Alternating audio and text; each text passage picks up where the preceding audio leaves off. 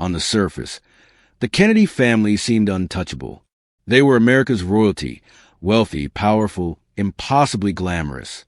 John F. Kennedy would one day become president, Robert Kennedy a political icon, and their siblings would carry the Kennedy torch of influence into every corner of American life. But beneath the polished photographs and the carefully crafted public image lay a devastating secret, a secret hidden away for decades, a secret that belonged to Rosemary Kennedy, the beautiful, kind-hearted daughter who never fit into her father's vision of perfection. In 1941, when Rosemary was just 23 years old, her father, Joseph P. Kennedy, made a decision that would forever alter the course of her life. In a desperate attempt to control her unpredictable moods and protect the Kennedy name from public scandal, he authorized a radical new procedure, one hailed at the time as a medical breakthrough. It was called a lobotomy. Doctors promised it could calm mental illness, cure violent behavior, and make troubled patients manageable. But for Rosemary, the procedure was not salvation. It was a catastrophe. As surgeons drove metal instruments into her brain, scraping away the very essence of who she was, Rosemary Kennedy's vibrant personality was erased.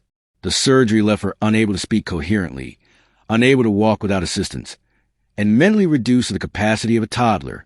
From that day on, she would spend the rest of her long life hidden from the world, tucked away in institutions, silenced by the very family who claimed to love her. The Kennedy dynasty would rise to glory on the national stage, celebrated as the embodiment of American hope and promise. But behind every victory, behind every smiling photograph, was a shadow of Rosemary's tragedy. This is not just the story of a failed surgery. It is the story of betrayal, of how power and pride led a father to sacrifice his daughter, and of how that sacrifice haunted one of America's most famous families for generations. This is the story of Rosemary Kennedy, the sister who was silenced. Rosemary Kennedy, known simply as Rosemary, was born on September 13, 1918, the third child of Joseph P. Kennedy Sr. and Rose Fitzgerald Kennedy. From the very beginning, her life was marked by struggle. Rosemary's birth was difficult, and complications left doctors worried about possible oxygen deprivation. At the time, few understood how something as routine as a delayed delivery could cause lasting developmental challenges. But those challenges would quietly follow Rosemary as she grew. As a child, Rosemary was described as sweet, affectionate, and eager to please. She loved to dance, to write in her diary, and to be surrounded by her siblings. Yet, from an early age, it became clear she wasn't developing at the same pace as her brothers and sisters. While the other Kennedy children excelled academically, Rosemary struggled. Reading and writing were harder for her, and lessons that came easily to the others required endless repetition. Teachers describe her as slow, though today experts suggest she may have had intellectual disabilities compounded by learning disorders. Still, Rosemary possessed a warmth and gentleness that made her beloved by those who truly knew her. Friends recalled her as shy but deeply kind-hearted. She adored dressing up for dances, attending social gatherings, and being part of the bustling Kennedy household. But in the Kennedy family, a family obsessed with excellence, achievement, and public image, kindness was never enough. Her father, Joseph P. Kennedy, was a man who demanded perfection from his children. He envisioned each of them rising to greatness, using their talents to secure political and social dominance. John would be a president, Robert a crusading attorney general. Eunice would found international charities. Every Kennedy was expected to shine. And yet, Rosemary did not fit that mold. By her teenage years, her struggles were impossible to hide. Rosemary grew frustrated with her limitations, sometimes lashing out with sudden mood swings. She longed to be independent, but her difficulties with schoolwork, along with her increasing emotional instability, made her stand out in a family that prized flawless control. Her diary entries from these years offer a poignant glimpse into her inner world. She wrote about her insecurities, her frustrations, but also about her hopes. Simple hopes of being accepted, loved, and included. In one entry, she confessed feeling overshadowed by her brilliant siblings. Yet, she also wrote about the joy of going to dances and being courted by young men who admired her beauty. For Rosemary, happiness was always just within reach, but never fully secure. As the Kennedy family's public profile grew, so too did the pressure to conceal anything that could be seen as a flaw. And Rosemary, with her unpredictable behavior and academic struggles, became the family's most fragile secret. Her parents enrolled her in prestigious boarding schools, hoping strict discipline and specialized teaching could fix her. But Rosemary's behavior sometimes spiraled, and whispers of her struggles began to spread. To outsiders, she was still beautiful, polite, and quiet. But within the family, Joseph Kennedy saw her as a liability. And it was this perception, this fear of imperfection, that would one day lead him to make a choice that changed Rosemary's life forever. By the 1930s, the Kennedy family had already begun its rise to power. Joseph P. Kennedy Sr., patriarch of the dynasty, was a man with unshakable ambition. A wealthy businessman and political figure, Joe envisioned his children as America's future leaders, destined for greatness, polished with spotlight. To him, failure was unacceptable, weakness was intolerable, and imperfection, something to be hidden at all costs. Rosemary, with her struggles, was the antithesis of everything Joe Kennedy wanted his family to project. While her siblings excelled in politics, academics, and athletics, Rosemary lagged behind. Though she tried, her difficulties with reading, writing, and self-control were obvious. In private, her behavior sometimes embarrassed the family. Reports describe episodes where Rosemary would lash out, her frustration boiling over into sudden bursts of anger. At other times, she became withdrawn, retreating into silence. She was unpredictable, and for Joseph Kennedy, unpredictability was dangerous. The 1930s and 40s were not kind to those with intellectual or emotional disabilities. In an era before modern understanding of mental health, people like Rosemary were often stigmatized, institutionalized, or hidden from view. Families of means went to great lengths to shield such struggles from the public eye. For the Kennedys, a family in the spotlight, the stakes were even higher. Joseph Kennedy had political ambitions, not just for himself, but for his sons. Every move, every photograph, every public appearance was carefully curated, and Rosemary's challenges were seen as a threat to that carefully crafted image. Rosemary's mother, Rose Fitzgerald Kennedy, was deeply religious and traditional. While she adored her daughter, she too subscribed to the belief that obedience, discipline, and sacrifice were essential. Rose's diaries and letters show her frustration with Rosemary's difficulties, describing her as different in ways she couldn't fully explain. The truth is, Rosemary was not different in the sense her family believed. She was simply human, vulnerable, imperfect, and in a family that demanded excellence, that vulnerability became a source of shame. Boarding schools were tried, tutors were hired. The Kennedys even sent Rosemary overseas, enrolling her in convent schools in England when Joseph served as U.S. ambassador to the United Kingdom. For a time, the quiet structure of convent life seemed to help. Rosemary thrived under the care of nuns who nurtured her gentle spirit. She participated in dances, wrote letters home, and even mingled with high society during her family's years abroad. But when the Kennedys returned to America as World War II loomed, Rosemary's progress began to slip. Her frustration grew. Her mood swings worsened. She longed for independence but struggled to control her emotions. By her early 20s, Rosemary was desperate for freedom, sneaking out of convent to attend parties, staying out late with young men, and defying her parents' rules. To the average family, these were ordinary acts of youthful rebellion. But to Joseph Kennedy, they were dangerous indiscretions that could spark scandal. His daughter's independence frightened him. In his eyes, her behavior risked not only her own reputation, but the future of every Kennedy child. And so, in 1941, Joseph Kennedy turned to what he believed was a solution, a radical, experimental procedure that promised to control behavior, tame unruly emotions, and bring troubled individuals back into line. It was called the lobotomy. Doctors hailed it as a miracle of modern psychiatry. Newspapers praised it as a medical breakthrough. To Joseph Kennedy, it was the answer to a problem that had plagued his family for years. But in reality, it was the beginning of Rosemary's end. It was the fall of 1941. Rosemary Kennedy was 23 years old, and her father, Joseph P. Kennedy, had run out of patience. Her unpredictable moods, her late-night escapades, her defiance to him, these were not the struggles of a young woman finding her place in the world. They were risks.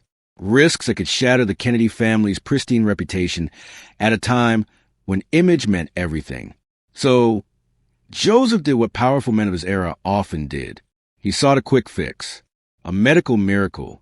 At the time, one procedure was being hailed as the future of psychiatry, the lobotomy. Dr. Walter Freeman and Dr. James Watts were at the forefront of this new treatment.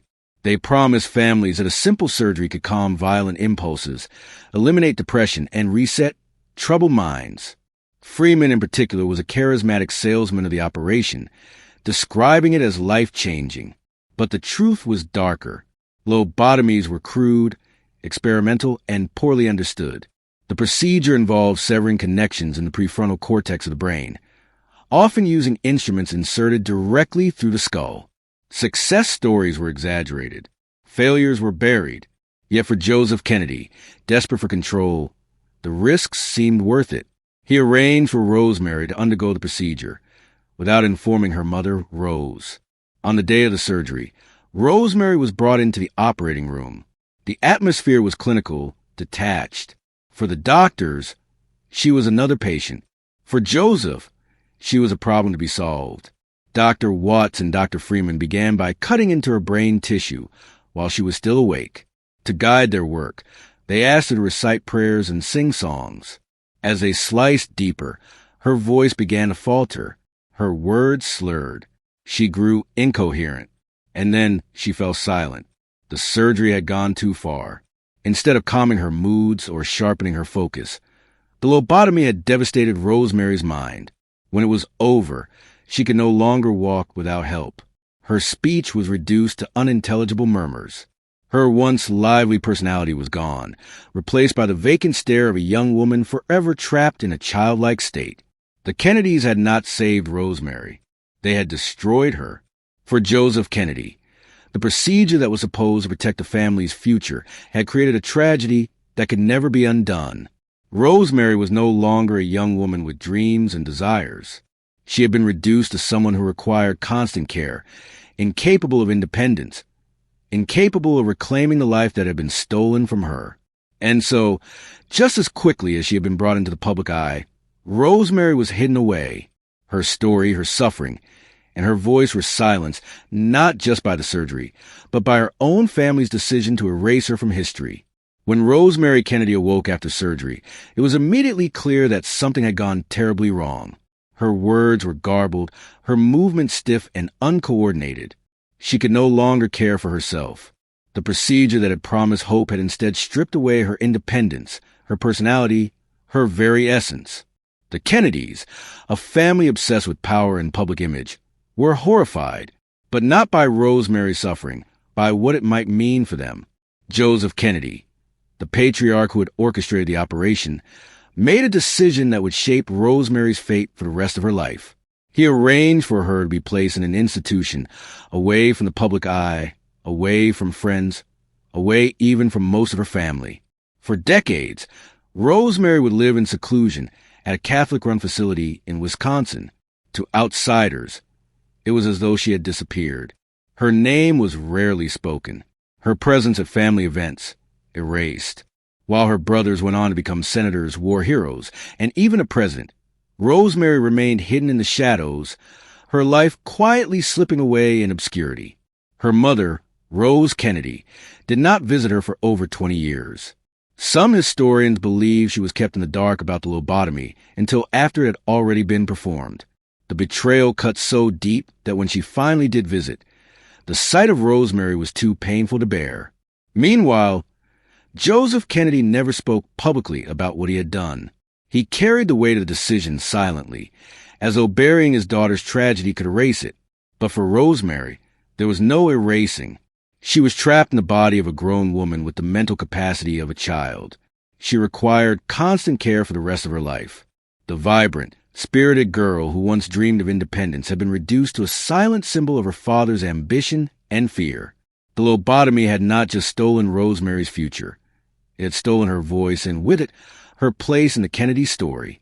Yet, The truth could only stay buried for so long, because as history would soon show, Rosemary's tragedy would come back to haunt the Kennedy dynasty in ways no one could have predicted. For nearly 2 decades, Rosemary Kennedy's existence was a closely guarded family secret. While the Kennedys became America's political royalty, glamorous, powerful, admired by millions, Rosemary remained confined to a private institution in Wisconsin, tucked away from the spotlight. The press knew nothing. To the public, the Kennedys were flawless. To insiders, Rosemary was simply not mentioned. It wasn't until the 1960s, when whispers began to circulate, that pieces of the truth leaked out. Journalists digging into the Kennedy past stumbled upon a daughter who had seemingly vanished. Yet, even then, the full horror would have been done to her remained obscured. By that time, Joseph Kennedy Sr. had suffered a debilitating stroke. He could no longer speak, leaving him unable to explain or defend his decision. Many believe he took the true reasons for the lobotomy to his grave. Meanwhile, the world saw a family blessed with political triumphs. John F. Kennedy in the White House, Robert Kennedy rising in the Senate, Ted Kennedy carrying on the dynasty. But behind the curtain was a painful truth. Rosemary's condition haunted them all. Privately, some siblings carried guilt. Eunice Kennedy, in particular, was deeply affected. She loved Rosemary dearly and became her fiercest advocate. Years later, it was Eunice who founded the Special Olympics, dedicating her life to changing how the world viewed and treated people with intellectual disabilities. Still, the silence endured. Rosemary's presence at family events was rare. When she did appear, it was often under careful supervision, her disability concealed as best as possible. The shame of her father's choice lingered like a ghost. It wasn't until after Joseph Kennedy Sr.'s death in 1969 that the family began to more openly acknowledge Rosemary's story. By then, the dynasty itself was unraveling under a string of tragedies, assassinations, scandals, and sudden deaths. To many, Rosemary's fate came to symbolize the darker side of the Kennedy legacy, a family that achieved greatness, but at unimaginable personal cost. And as historians later reflected, Rosemary was not only a victim of a failed medical procedure, she was also a victim of her father's ambition, her family's silence, and a society that saw disability not as humanity, but as weakness to be hidden. By the 1970s and 1980s, the world was beginning to change. The stigma surrounding intellectual disabilities, though still present, was slowly being challenged. And with it came questions that the Kennedys could no longer avoid. Investigative reporters, biographers, and historians began piecing together fragments of Rosemary's story. A daughter hidden from public view, a mysterious medical procedure, an entire life lived in the shadows. When the truth of the lobotomy finally emerged, the public was shocked. The Kennedy family, long admired for its idealism and charisma, was forced to confront one of its darkest secrets. Medical records confirmed what had happened. Rosemary had been subjected to a lobotomy in 1941 at just 23 years old. The procedure, intended to calm her mood swings, had instead left her permanently incapacitated. For many Americans, this revelation shattered the Camelot image of the Kennedys. The family was no longer untouchable, no longer flawless. They were human, capable of terrible mistakes, and of sacrificing one of their own for the sake of image and ambition. Yet, amid the pain, there was also a turning point. Rosemary's siblings, especially Eunice Kennedy Shriver, refused to let her life remain a symbol of shame. Eunice publicly acknowledged her sister's struggles and used that truth to ignite a movement. In 1968, she founded the Special Olympics, inspired directly by Rosemary. The organization became a beacon of hope for millions of families worldwide, proving that people with intellectual disabilities deserve dignity, respect, and opportunity. In a sense, Rosemary's silence gave birth to a voice louder than anyone could have imagined. What had begun as a tragedy in secret became a catalyst for change. Still, for Rosemary herself, the damage was irreversible. She continued to live in institutional care for the rest of her life, her family visiting more often in her later years. Though her name was finally spoken again, the decades of isolation could never be undone. By the time Rosemary passed away in 2005, at the age of 86, she had lived longer than most of her siblings. Her story, once buried, was now a central piece of Kennedy history, a cautionary tale of ambition, secrecy, and the devastating cost of silence. Rosemary Kennedy's life is one of the most haunting chapters in the Kennedy dynasty. What began as a story of a vibrant young woman full of promise ended in silence, secrecy, and institutional walls. Yet, her impact has stretched far beyond her own lifetime. Through her suffering, the world was forced to reckon with the brutal reality of medical experimentation, the dangers of unchecked authority, and the devastating weight of stigma toward mental health and disability. Eunice Kennedy Shriver's creation of the Special Olympics was perhaps Rosemary's greatest gift to the world. Without Rosemary's struggles, the movement that now empowers millions of athletes with intellectual disabilities across the globe might never have existed. Her story also shifted how history views the Kennedys. No longer seen solely as America's royal family, they are remembered as complex, capable of extraordinary achievement, but also extraordinary failure. Rosemary reminded the world that behind the polished smiles and political victories was a family that made decisions born out of fear, ambition, and human frailty. Today, Rosemary Kennedy's name stands as both a warning and a call to compassion, a warning of what happens when society values image over humanity, and a call to ensure that no life, no matter its challenges, is ever hidden away in shame.